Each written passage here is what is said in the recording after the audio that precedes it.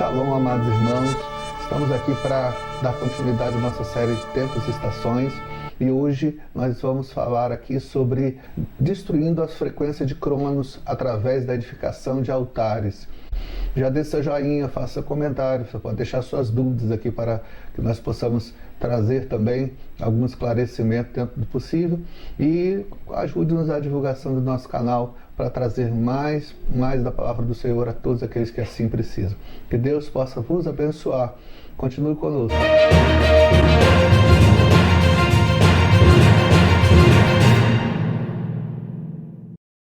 Hoje nós vamos falar então sobre destruir as frequências de Cronos através da edificação dos altares. 1 João capítulo 5, versículo 19 diz assim: sabemos que somos de Deus, que todo mundo está no maligno.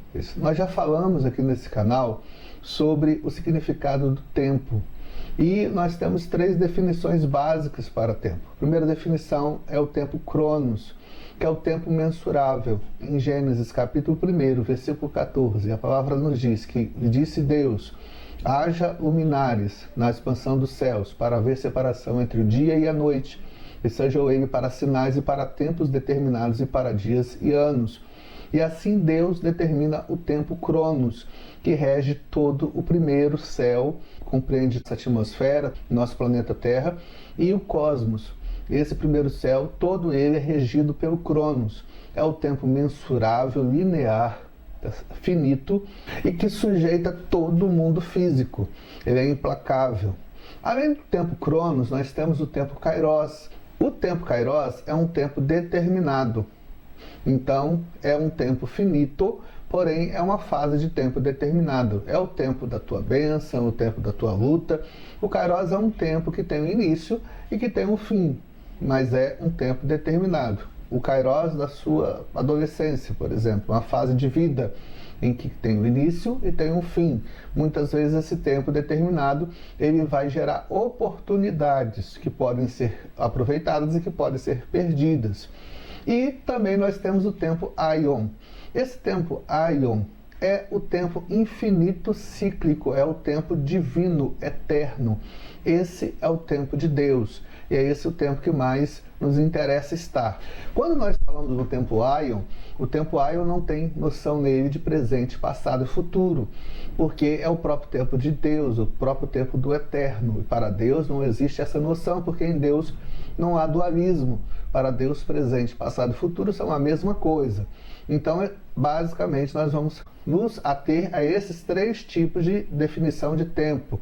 Mas hoje eu quero falar sobre a questão do Cronos, porque o Cronos não está apenas relacionado ao tempo linear, ao tempo cronológico, mas também influências demoníacas sobre a vida do homem, que aprisionam o homem. Entenda que a nossa natureza, ela não é para essa natureza terrena.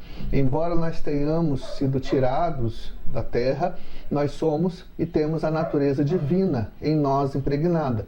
E assim, quando Deus nos impregnou, Ele nos tira desse domínio cronológico, ou seja, do domínio de Cronos. Porém, quando houve o pecado, o homem passa a ser limitado por essas frequências cronológicas, que passam a ser amplamente influenciadas pelo cosmos por uma entidade específica chamada Cronos. Quando nós falamos de Cronos, nós estamos falando de uma influência demoníaca poderosa. As suas características é de ser devorador, de ser implacável, assim como o tempo que consome todas as coisas, desde as montanhas até o homem.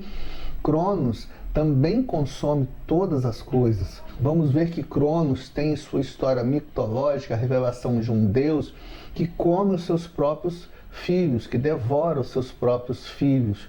Por isso, ele é identificado como Moloque e também Baal. Sua influência cósmica está relacionada ao planeta Saturno e ao signo de Capricórnio, tem seu período de meados de dezembro a meados de janeiro. Ele fecha e abre ciclos. Por isso, os principais pontos de consagração a ele no calendário gregoriano estão relacionados aos fechamentos e aberturas dos ciclos.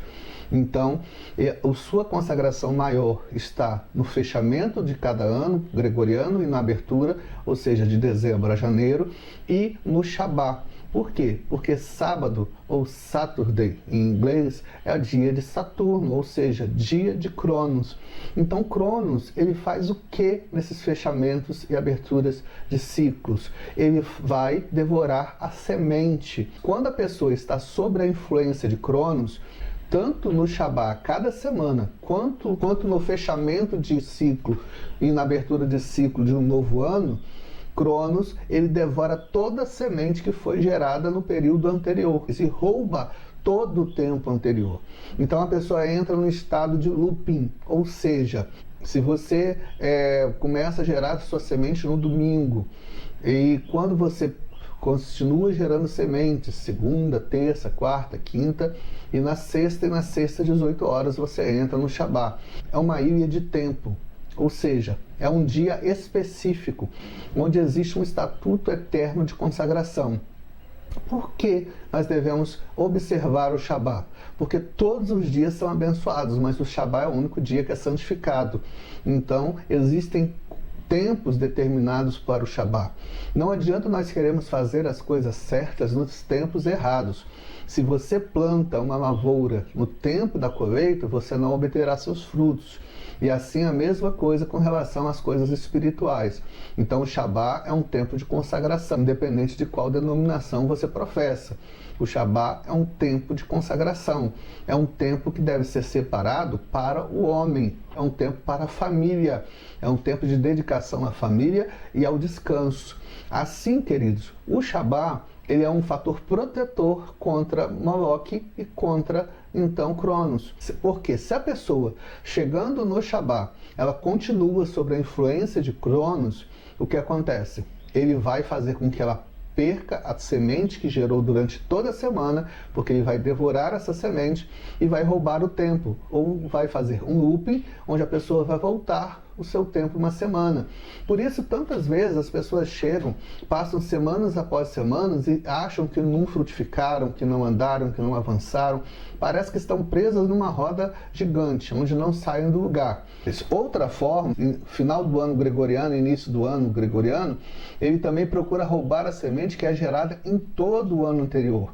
E logo assim rouba também o tempo, fazendo com que a pessoa entre nesse looping e também veja o seu tempo ser devorado juntamente com a semente gerada. Assim, são anos que parece que se perderam. Muitas vezes existe aquela impressão que o ano não passou. E quando você inicia um novo ano, parece que você tem que fazer tudo de novo. É a verdade. Isso é provocado pela influência de Cronos. Ele rouba as sementes geradas, porque ele é devorador de sementes e ladrão do seu tempo. Os tronos, eles se alimentam da potencialidade humana.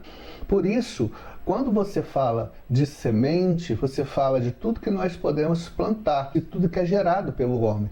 Deus não nos dá sementes, Deus faz frutificar as nossas sementes, é Ele quem dá o crescimento. Então, Deus, ele faz com que a nossa potencialidade seja manifesta. Cronos rouba a nossa potencialidade. Por isso esse espírito trabalha junto com os espíritos de prostituição, porque aonde que existe a semente? Aonde a semente é lançada? Através do sexo. Então ele tenta roubar e contaminar a semente. Então Cronos também trabalha muito na contaminação sexual, para contaminar e para impregnar de mal a semente humana, que deveria ser derramada para a glória do Senhor. Então, como Cronos e os tronos vão se alimentar da potencialidade humana? Quando Deus julga a serpente no Éden, em Gênesis capítulo 3, versículo 14, o Senhor determina que ela vá se alimentar de pó da terra. O que é esse pó da terra? É o próprio homem, o homem que foi gerado do pó. Então, a serpente, ou seja, Satanás e os seus demônios, os tronos, eles vão se alimentar do próprio homem, dessa potencialidade. Então, de onde eles tiram a sua energia? Satanás não consegue gerar nada. Os demônios não têm potencial gerador. Deus é o criador de todas as coisas. Então eles são cativos à vontade do próprio Deus e eles não têm potencial. Então eles passam a buscar essa energia se alimentando do homem, do pó. E aonde é que eles retiram essa potencialidade? Através de duas fontes de vida. A fonte bio, no homem natural, que é a própria vida natural, e a fonte Zoe do homem espiritual, que é a vida espiritual. Isso, queridos, é muito importante de entender, porque a fonte Zoe é muito mais poderosa do que a fonte bio. Por isso os tronos vão tentar se alimentar da potencialidade de pessoas que já estão diante do Senhor. E para que não haja engano nisso tudo, nós temos que entender que nós temos que nos proteger dessas conexões, para que não haja brecha, para que a nossa própria energia, a nossa própria vitalidade seja sugada, seja alimento de Satanás. Quando Cronos e os outros tronos eles se alimentam da nossa semente, eles tiram essa energia para construir o seu próprio império.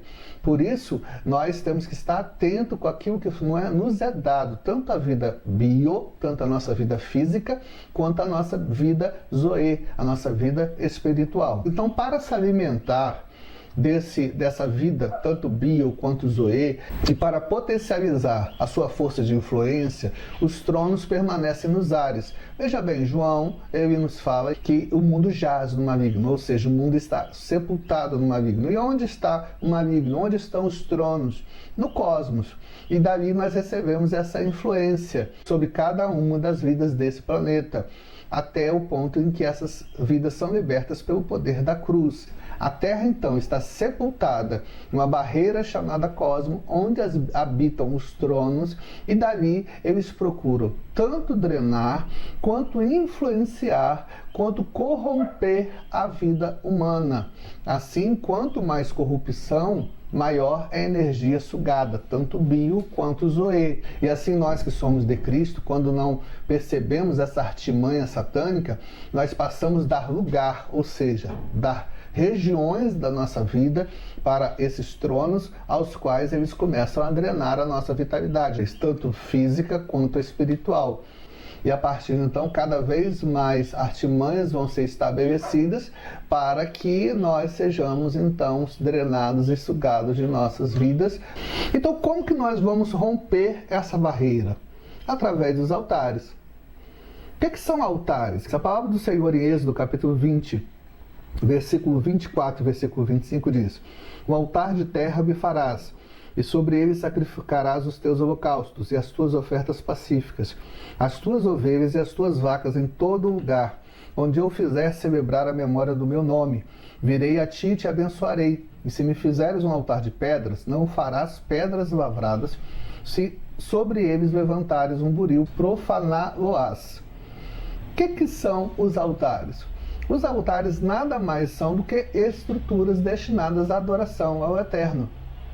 E quando o Senhor determina em sua lei como deveriam ser feitos esses altares, ele ensina que deveriam ser feitos de terra ou de pedras não lavradas. Por que de terra e de pedras não lavradas? A terra é o próprio homem. O Senhor mesmo determinou como sentença à serpente que ela se alimentaria da terra, ou seja, do homem. Então, o que Deus faz? Da própria terra, que deveria ser consumida por Satanás, Deus prepara um altar para sua adoração. Ou seja, Deus, quando manda e determina que se fizesse o altar de terra, ele está apontando para a verdade eterna, que os homens seriam escolhidos então para ser os seus altares perfeitos. Deus tira de Satanás o seu alimento para a sua adoração. E de outra forma, também o Senhor coloca as pedras, e pedras não lavradas, porque pedra também é terra, pedra também faz parte do pó da terra. 1 Pedro, capítulo 2, versículo 5 diz: "Vós também, como pedras vivas, sois edificados casa espiritual e sacerdócio santo, para oferecer sacrifício espiritual agradável a Deus por Cristo Jesus." Nós somos as pedras vivas que formam o altar de adoração ao Senhor, ou seja, onde se queima o verdadeiro sacrifício. Então Deus tira o próprio alimento de Satanás, que seria o homem, para servir para a sua própria adoração. E isso é poderoso, porque Deus não deixa nada para o diabo, nem a sua energia, nem a minha energia. Deus, na verdade, nos cela e nos guarda, porque ele está nos protegendo de todo esse ambiente cósmico. Quando nós mesmos somos edificados em Deus, sobre esse altar é derramado o verdadeiro sacrifício de adoração, e às suas narinas chega como incenso e cheiro suave, e essa adoração chega ao Senhor através das nossas vidas como altares vivos. Esse altar tem que ser edificado em diversos níveis: nível pessoal, nível familiar, nível de igreja e nível territorial. Quando nós edificamos o nível pessoal, é a nossa própria edificação pessoal. Quando edificamos em nível de família, aí nós apresentamos a nossa família como sacrifício vivo ao Senhor. Agora, em nível de igreja, existem várias estratégias a quais nós edificamos altares de oração, de palavra, e também em nível de território, tanto bairros, cidades, estados, nação, e assim nós vamos edificar. E como então os altares vão confrontar e destruir as influências de Cronos? Porque o Cronos, ele tenta limitar, ele tenta devorar o tempo humano. Os altares, na verdade, quando erigidos, eles vão estabelecer um caminho direto até o trono de Deus. E se ele tem um caminho direto do altar, o que é você, até o trono de Deus, vai passar por onde? Pelo primeiro céu e pelo segundo céu. Isso sem receber a influência dos tronos, e muito menos de Cronos.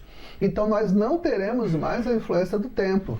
Então Cronos perde seu poder de influência sobre as nossas sementes, porque quando nós lançamos essas sementes no altar, elas vão direto à presença do Senhor, e ele não tem poder de comê-las e nem de roubar mais o nosso tempo. Como eu provo isso na Bíblia? Quando Abraão, em Gênesis capítulo 12, versículo 8, ele vai até um lugar chamado Betel e edifica um altar, ali ele construiu ponte direta para o trono de Deus. Anos mais tarde, Abraão já havia morrido, seu filho Isaque ainda já estava vivo, mas já estava velho. Seu neto Jacó fugia da presença do seu irmão com medo da morte. A Bíblia nos relata que quando Jacó ele sai de sua terra, ele chega até um determinado lugar e ali ele adormece. Gênesis 28, 16 a 18 fala assim: acordando, pois, Jacó do seu sono, disse: na verdade, o Senhor está nesse lugar e eu não o sabia. Quando Jacó adormece, todos bem conhecem essa passagem, Jacó vê uma escada que toca o chão e toca os céus, e ali os anjos sobem e descem até a presença do Eterno. E Jacó percebeu que o Senhor não se apresentou ali, mas o Senhor já estava. E ele coloca o nome daquele lugar de Betel. É a mesma região em que o seu avô construiu um altar.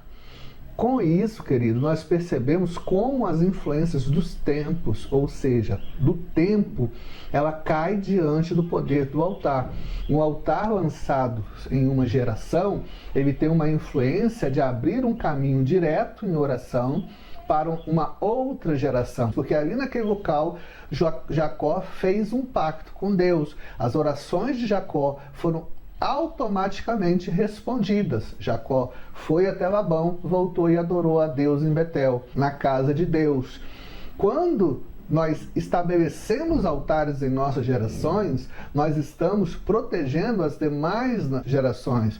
Por isso nós temos que estabelecer o nosso altar dentro da nossa própria vida pessoal. Nós temos que estabelecer o nosso altar dentro da nossa casa, dentro da nossa família, dentro da nossa igreja. Ah, pastor, mas a igreja já não é um altar? Verdadeiramente deveria ser, mas às vezes nós somos tão tomados por atividades, pelo ativismo, que esquecemos de chamar a presença de Deus até para dentro de nossas igrejas. Então, a necessidade de se estabelecer um altar de oração dentro de cada igreja, dentro de cada lar, dentro de cada nação, de cada estado, dentro de cada cidade, é essencial. Por isso, os altares eles vão confrontar e destruir a frequência de Cronos. Cronos não rouba semente. Todas as sementes lançadas nesse altar serão protegidas. Se você estabelece um altar de oração, de palavra dentro da sua casa, todas as sementes da sua casa serão protegidas. Tudo que você plantar dentro da sua casa vai ser protegido. Se você estabelece isso dentro da sua vida pessoal, todas as suas sementes são protegidas. O tempo não come a sua semente, o tempo não destrói, não devora. Você vai ter para plantar, mas vai ter também para servir a muitos, porque Deus estabelece um decreto sobre a sua semente, porque ela não é colocada em qualquer lugar, ela é colocada sobre um altar. Então nós devemos estabelecer altares em nossas vidas, porque quando nós estabelecemos esses altares, nós protegemos não somente o nosso celeiro, não somente a nossa vida, mas protegemos as nossas vidas através das gerações. Nós veremos as bênçãos dos nossos filhos, nos filhos de nossos filhos, até a 10ª ou 14ª geração, e a bondade do Senhor se estabelecerá até a eternidade. Então, em nome do Senhor, vamos plantar altares, vamos buscar ao Senhor. Vamos fazer da nossa vida um sacrifício vivo, santo e agradável a Deus. Este é o nosso culto racional. Assim nós vamos acender a presença do Senhor. Toda a influência do Cronos será cortada em nossa vida. Nós seremos estabelecidos no tempo Aion, no tempo eterno, no tempo cíclico, no tempo da prosperidade sobre as nossas vidas e sobre tudo que é nosso. Que Deus nos abençoe. Continue conosco. Dentro dessa semana nós traremos mais assuntos para a nossa edificação. Em nome de Yeshua, nosso Messias. Amém.